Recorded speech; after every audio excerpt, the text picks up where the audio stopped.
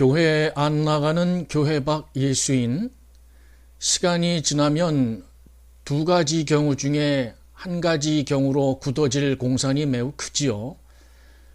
그래서 이번 영상에서는 두 가지 현상 중 그 어느 하나에도 빠지지 아니하고 성서의 근거에서 교회 밖 믿음 생활을 기쁘고 즐겁게 할 수 있으려면 어떻게 해야 되는가에 대해서 생각을 나누어 보고자 합니다. 무엇보다도 교회에 안 나가는 교회 밖 예수인 생활을 하다 보면 사고 체계가 바뀌지 않을 때 둘 중에 하나가 되지요.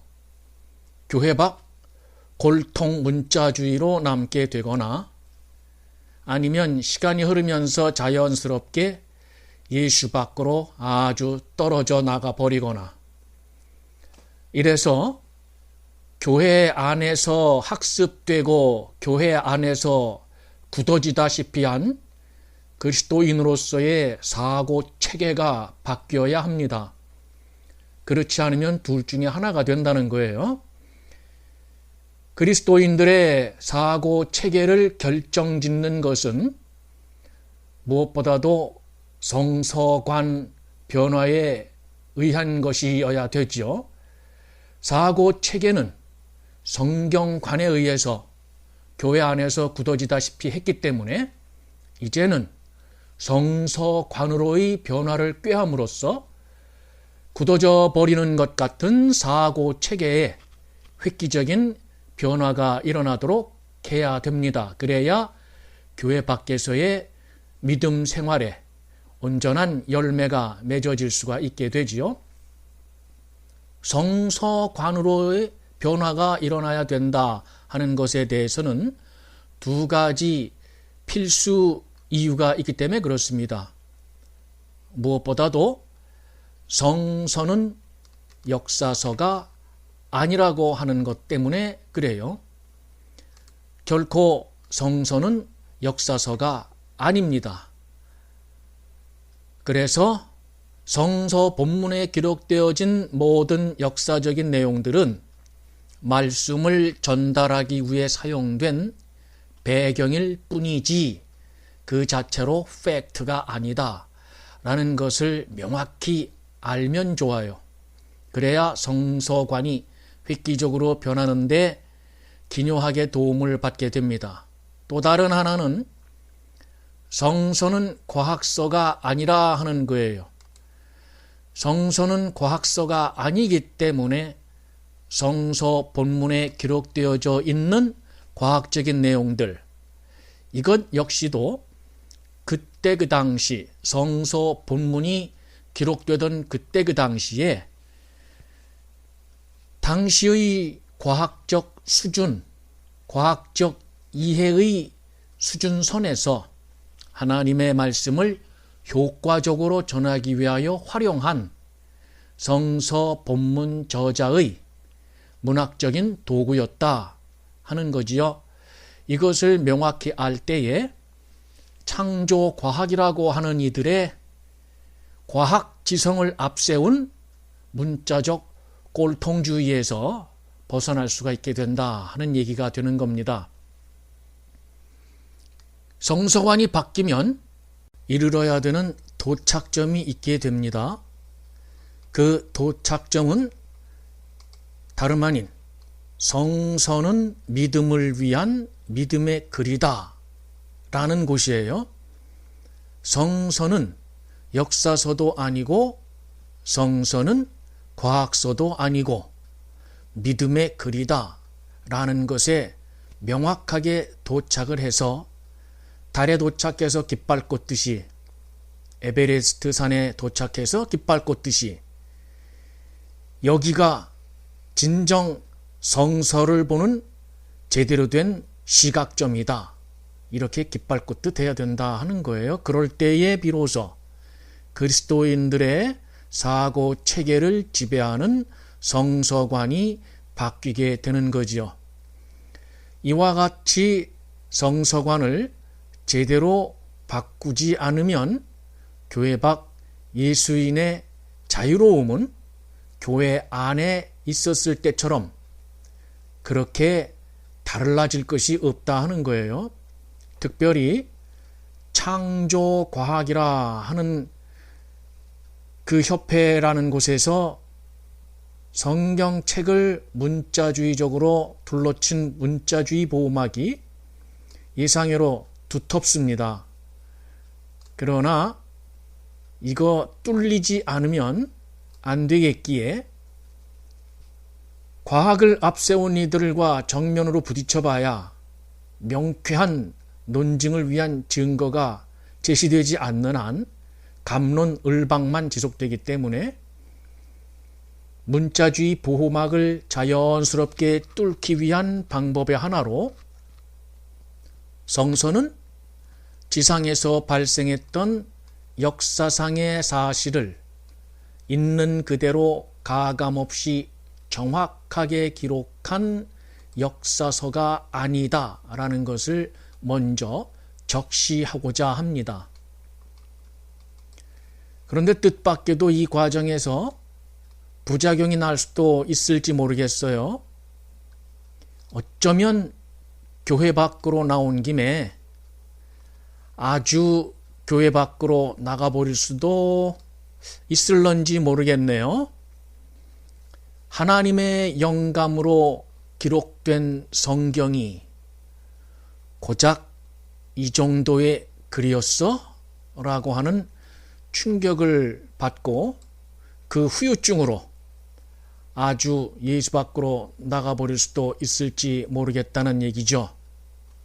하지만 이와 같은 과정을 거쳐야 창조설을 창조 이론으로 바꾸어서 말씀의 전달 매체로 활용된 2000년도 더 된 이전의 과학적 지식을 현대 과학의 개념으로 마치 처음부터 끝까지 자연스럽게 설명할 수 있을 것처럼 주장해야 되는 과학지성을 앞세운 무지몽매함으로부터 벗어날 수가 있겠기에 이 과정을 거쳐야만 한다는 거지요.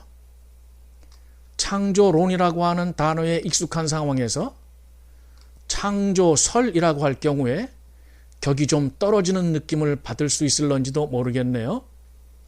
그런데 여기서 말하는 창조설의 설은 믿음의 이야기를 말합니다. 이야기. 말 그대로 이야기예요. 창조에 대한 이야기. 무엇을 위한? 믿음을 위한. 그러므로 이 믿음을 위한 창조의 이야기를 현대 과학의 관점에서 창조 이론으로 주장하는 것은 하나님의 말씀을 담은 그릇을 보석상자로 꾸미려고 수고하는 헛수고에 불과하다라는 것을 다시 한번 지적하는 바입니다.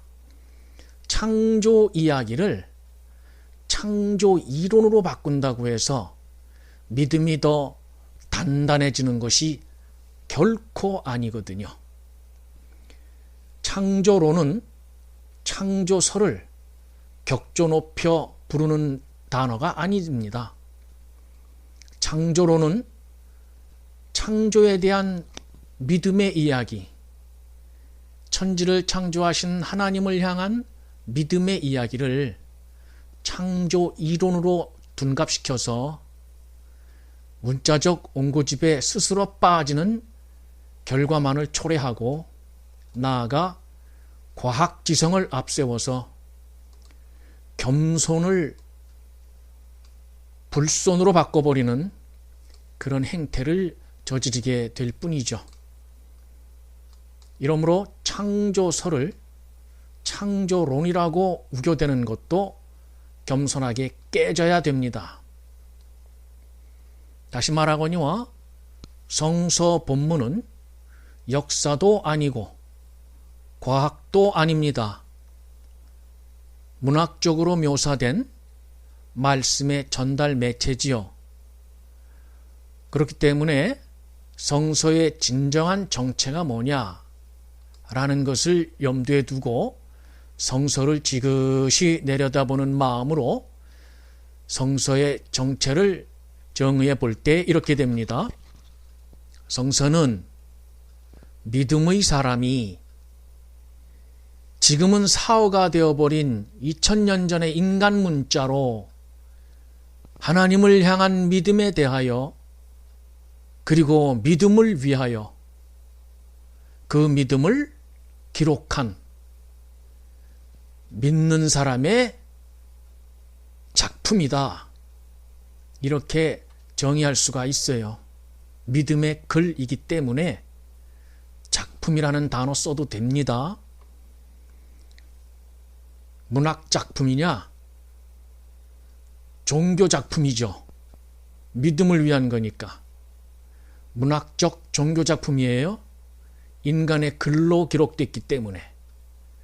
그러므로 성서 본문에 나타나는 역사적 내용, 과학적 내용은 2000년도 더 된 성서 본문의 저자가 당시의 사람들에게 하나님을 전하기 위해서 활용했던 전달 도구다. 이렇게 정리하시면 깔끔하겠습니다.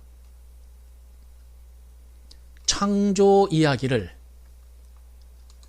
창조 이론으로 우겨대는 이들의 세부 전공이 뭡니까? 그들의 세부 전공이 진정 우주 창조와 관련된 세부 전공입니까? 우주 물리학자인가요? 아니면 천체 물리학자인가요?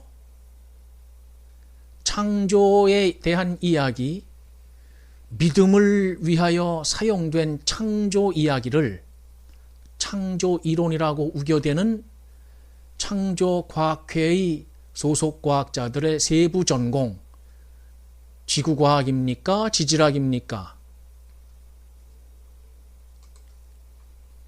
창조과학의 대척점에 있는 학문이 진화론이라고 그러는데, 그러면 진화론에 대해서 창조 이론을 주장하는 창조과학자들의 세부 전공이 고생물학입니까?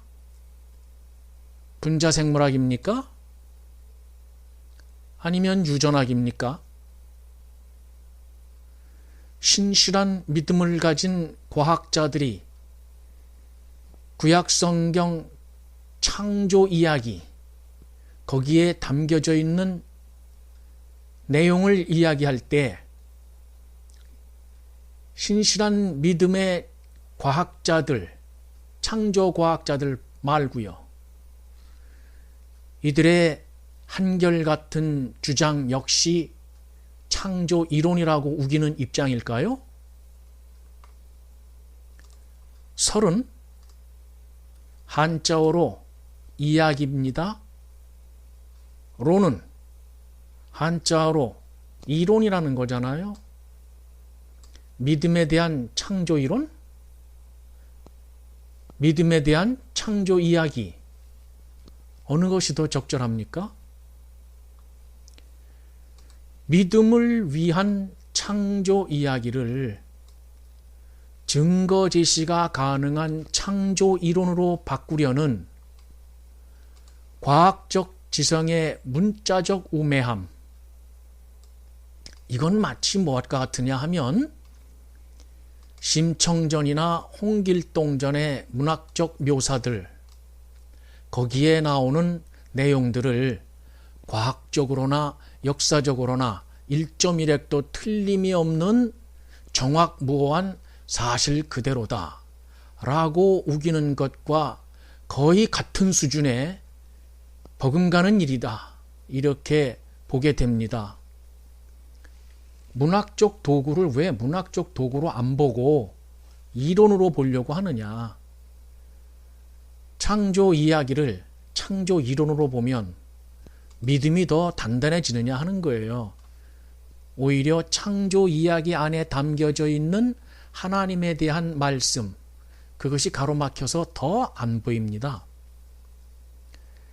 이렇기 때문에 창조과학이라는 주장에 따라서 성서 본문의 과학적 묘사가 1.1획도 틀림이 없는 정확무오한 기록이다. 그렇게 볼 것이 아니고,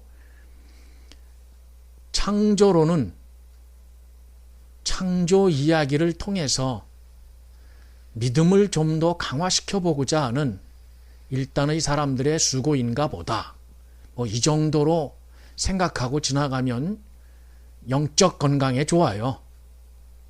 만약에 창조 이론대로라고 한다면 창조 과학이라고 하는 사람들이 울타리 둘러친 그 얇지 아니하는 두터운 벽을 쳐내고 교회 밖 예수인의 사고 체계를 전환시키기 위해서라도 공략을 좀 해야 되겠습니다.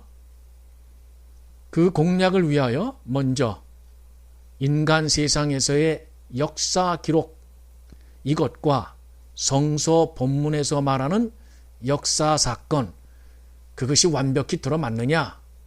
그것부터 점검해 보려고 그래요. 왜?